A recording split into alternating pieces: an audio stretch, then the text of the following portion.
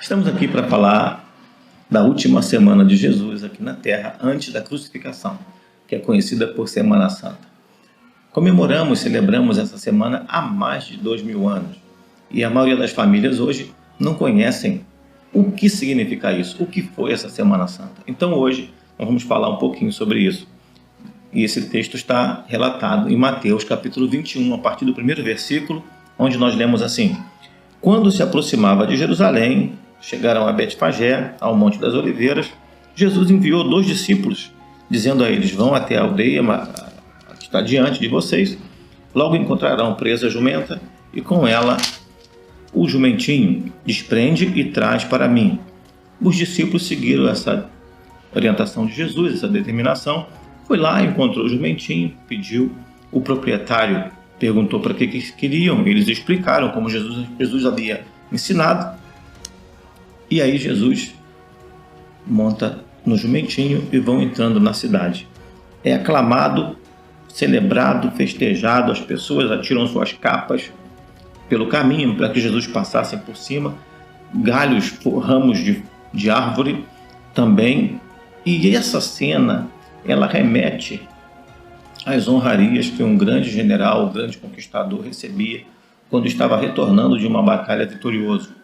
A cidade preparava toda uma festa para receber essa autoridade, reconhecendo a sua soberania, a sua autoridade, o seu senhorio. Então, nesse ato, Jesus é recebido com honrarias de rei. As pessoas vão declarando: Hosana, o que vem em nome do Senhor. Essa frase tem um significado muito importante. Hosana significa salve, de saudação. Eles saudavam a Jesus por aquela entrada triunfal, por aquela chegada do grande rei, o Messias prometido. Hosanas ao que vem em nome do Senhor. Salve aquele que vem em nome do Senhor. Aquele que vem investido de autoridade, tanto na terra quanto no céu. E aí a última semana de Jesus começa aqui na terra. Segunda-feira, Jesus vai para o templo. E no caminho do templo, ele se depara com uma figueira muito bonita, verdinha, mas sem nenhum fruto. E aí acontece o episódio dele amaldiçoar aquela figueira. Não vou entrar aqui nos detalhes, porque senão estenderíamos muito a nossa conversa. Mas Jesus faz esse ato por um propósito. E aí ele segue para o templo. Na segunda-feira ainda, ele chega no templo, se depara com aquele comércio que existia no templo e ele faz uma limpeza ali. Ele expulsa os vendedores, tira as bancas do lugar, dizendo que o templo não era lugar de comércio. E esse episódio fica marcado, aconteceu na segunda-feira. Uma grande multidão vai encontrar-se com Jesus para ouvir o que ele tinha a dizer. E aí ele passa o dia no templo, retorna provavelmente para Betânia, para a casa de Lázaro e as irmãs dele, Marta e Maria. Na terça-feira, Jesus retorna para o templo e, ao passar pelo mesmo local onde a figueira estava, os discípulos percebem que a figueira estava completamente seca. E Jesus faz uma explicação ali, uma conversa com eles, seguem para o templo. Chegando lá, Jesus mais uma vez começa a falar do reino do céu, começa a pregar o evangelho. E aí vem aqueles espiões, vou usar essa expressão, me permito usar, das autoridades religiosas para tentar pegar Jesus em alguma falha. E aí tentam fazer isso com jogo de palavras, mas Jesus, sempre com muita sabedoria, discernimento e unção, vai esclarecendo mais ainda sobre o reino do céu, o projeto de salvação de Deus. E a terça-feira, então, ela é concluída com o que nós conhecemos, com o grande discurso do Senhor no Monte das Oliveiras. Depois desse momento, ele retorna mais uma vez para Betânia. E aí vem a quarta-feira, quando Jesus continua ensinando no templo, falando com as pessoas. Só que acontece um episódio muito importante na quarta-feira. O Sinédrio se reúne exclusivamente para determinar como eles fariam para matar Jesus. Na quarta-feira é elaborado o projeto da morte do Senhor. E eu quero aqui acrescentar alguma coisa.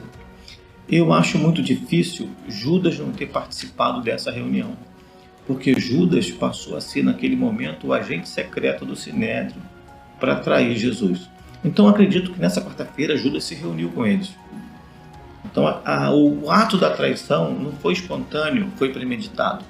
Judas negociou por 30 moedas de prata a vida de Jesus, não a morte, a vida, né? Para se cumprir o que diz as Escrituras, que ele foi traído. Então, na quarta-feira acontece esse processo do planejamento da morte.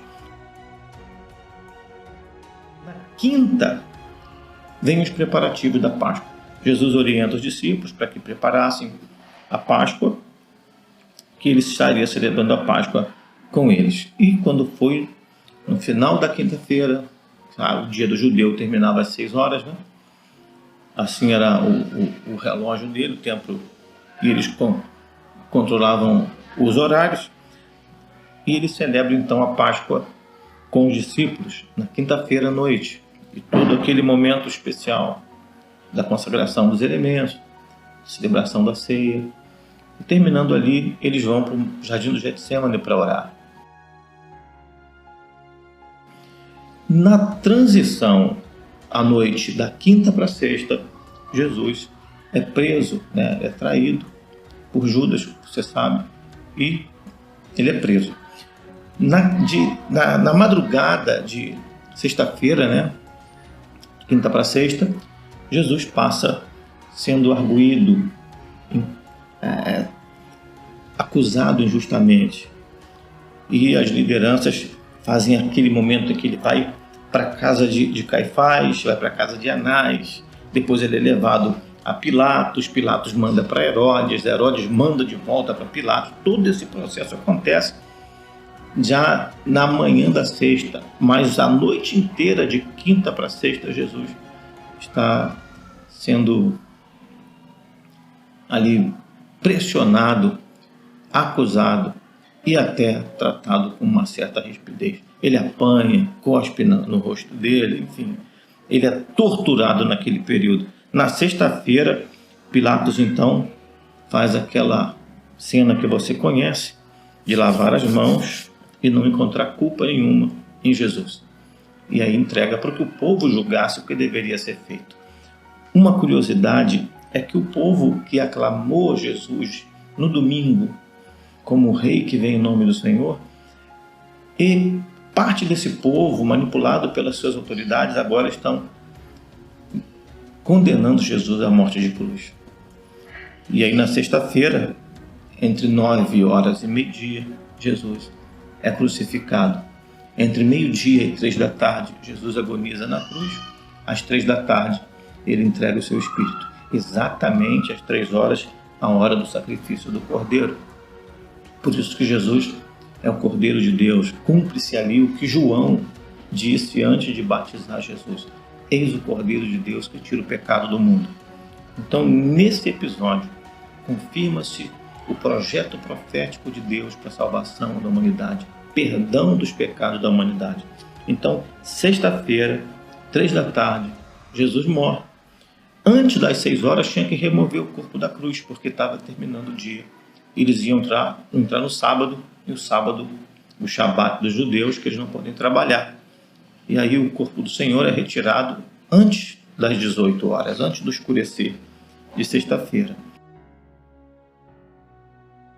O sábado é o sábado do silêncio. Nós conhecemos por sábado de aleluia. O sábado onde tudo está parado. Parado na terra. Mas Jesus está travando uma grande batalha no inferno pela tua vida e pela minha. Jesus está vencendo o último inimigo que nos afrontava, que era a morte. Ele vai, pega a chave da morte do inferno.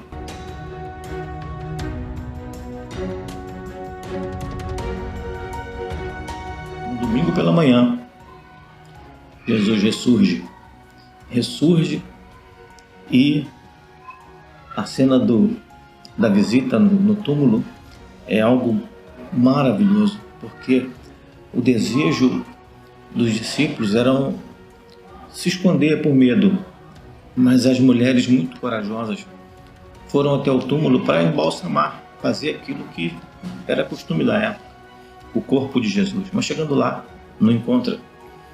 E elas não identificam que Jesus já estava ali, confundiram Jesus com o jardineiro.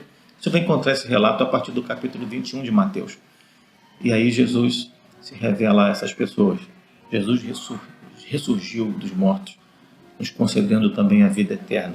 Então, assim nós conhecemos a Semana Santa, de domingo a domingo. O domingo da entrada, a morte na sexta, a ressurreição no domingo e a grande vitória da cruz. Semana Santa é a semana que nós nos recordamos de todo esse processo, para no domingo festejarmos, celebrarmos. Então, diz a palavra que a morte do Senhor Jesus foi para um propósito. É assim que nós cremos. O propósito foi nos garantir vida eterna, nos garantir a liberdade do pecado, nos garantir a liberdade da opressão do inferno. Então, o processo da Semana Santa, ele vai culminar numa grande vitória no domingo. Então, domingo de Páscoa é um domingo de festa, de celebração. E por isso que as pessoas fizeram esse sincretismo de dar e receber presente. E as pessoas pintavam ovos e davam presentes umas para as outras. Um ovo pintado. E aí isso foi sendo desenvolvido, hoje virou um ovo de chocolate. Então a nossa Páscoa não é o presente. O nosso maior presente é Jesus. Ele é a nossa Páscoa. Então, por nós termos ganhado esse presente, nós podemos celebrar, festejar e agradecer a Deus essa grande vitória. Então celebre com a sua família, festeje, alegre-se diante de Deus pela vitória da cruz.